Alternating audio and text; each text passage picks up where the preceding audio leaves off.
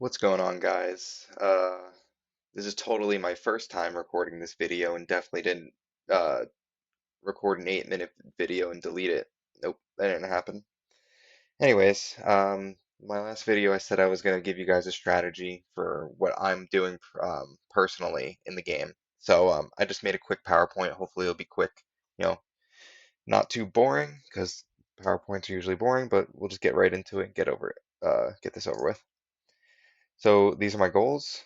Um, I'm a fairly new player, so within the last 2 weeks I've been in the game. So comparatively speaking to people who've been in since September, October, November, uh, and December, most of December, um, they have so much more jewel than us. I feel like they had the opportunity to be in a liquidity pool and they just got so many more rewards. I just wish I knew about this game so much earlier. So right now my goal is just to accumulate as much jewel as possible. And the way I'm doing that is by flipping. You've seen previous videos, and I think I'm just going to continue doing that. And it's just going to be the videos are going to be constant progression. My next goal is reinvest rewards from the liquidity pool back into the liquidity pool, just so we can get the most gains possible. And then this is kind of like the end goal of all the goals, is to diversify the jewel into 4 heroes, preferably, and also have them their own different professions, just so you can reap most benefits of the rewards from the quests. And then also I wanted to put a side note in, a side goal of mine, just for this month for the airdrop. I want to get at least 100x jewel in the bank so I qualify for a Gen 0 hero. Um, Doubt I'm gonna win, but it's a cool goal to get because I'm nowhere near close to that. So I hope you guys join me along the ride and we can get some jewel together. So going into accumulate as much jewel as possible, we're going to be flipping heroes in the tavern as my videos have been showing. Um, I touched upon this resource the last video, but I didn't really go into too much detail because I didn't know what I was talking about. I still don't know what I'm talking about, but I know a little bit more now. So the resource is called kingdom.watch. I'll put it in the description. Cool thing about this is you can put your wallet address here and it could break down all your statistics of your account. I'm not going to go into that right now. We're just going to go to the hero watch for the flipping.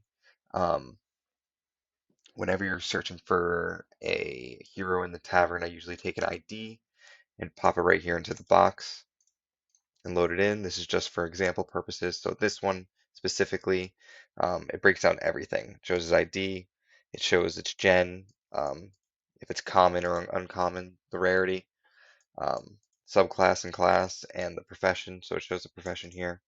It also breaks down the scores for each individual statistic. So I guess going further, when you're looking for a hero either to flip or just for yourself, you want something that has the highest score and highest relative score in the profession that it's in. I'm assuming, correct me if I'm wrong. Um, and then also in my last video, I failed to show you guys this tool down here. It shows the floor price, and this is very important for flipping. I think this tracker's new, and plus there's so many more people joining the game, and there's a lot of new cards, heroes that are going onto the tavern.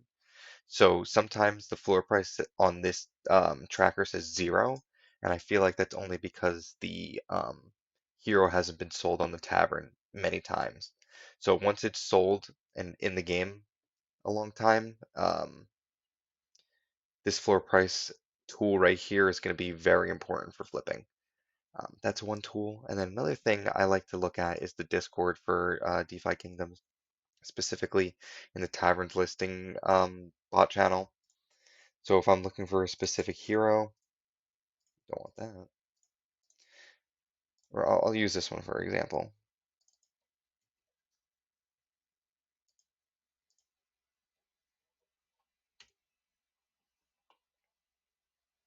I just like to look at the listing over here in the chat just to see the time. This is a bad example, but if you were flipping, I like to see the time that it was listed. If it was listed for like multiple days and it's still on there, then no one's buying, it's probably not something good to flip. But if it's like, it's a good deal and it's up there for like an hour or two, it might be a good idea to take it.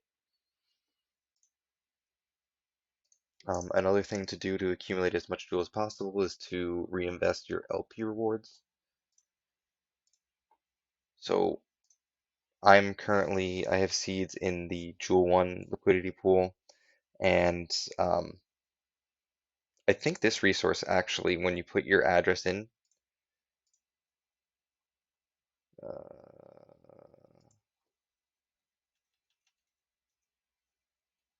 when you put your address in here, it breaks down how much you can make per day, per week, and by year.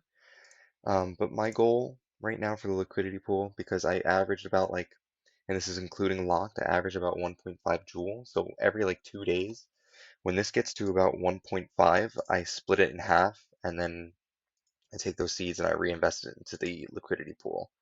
Um, don't know if that's the best possible way. If anybody knows otherwise, please let me know. But that's just my specific strategy. And then lastly, diversify the jewel into preferably 4 heroes. Um, so each hero will have a different profession, and each profession will reap its own benefits. So I think it's very important just to have as much as the rewards as you can possibly get from these quests. And for new players, including myself, this is important just to know what you're looking for when going for a hero. These are the stats that you want to have the best statistics in, and if they have like boosts or bonuses or whatever. And then also the Alchemist came out today, so when you're trying to create like potions or whatever, granted I don't know much about this either, but I flip a lot of foragers because they only do quests for a couple minutes and then I can throw them right back in the tavern to flip. I haven't done much fishing. So when you look at these items, you can see the stuff that you're missing, and it's very important to have these diversified portfolio of heroes that are just doing different aspects of the game so you can reap all the rewards and actually craft potions and be way more prepared for PvP and all that good stuff that I don't know too much about either. But as a new player with this strategy, I can at least prepare myself, I guess, comparatively speaking to other players more. So I don't know. Not that I'm trying to keep the strategy for myself. That's why I'm making this video. I want everyone to be successful in this game. Um, so yeah, that's basically everything I have in the strategy. If you guys have any questions or if you have any critiques or you have any of your own strategies, I would love to hear it. So please let me know, and I can't wait to hear it, and I'll see you guys next time.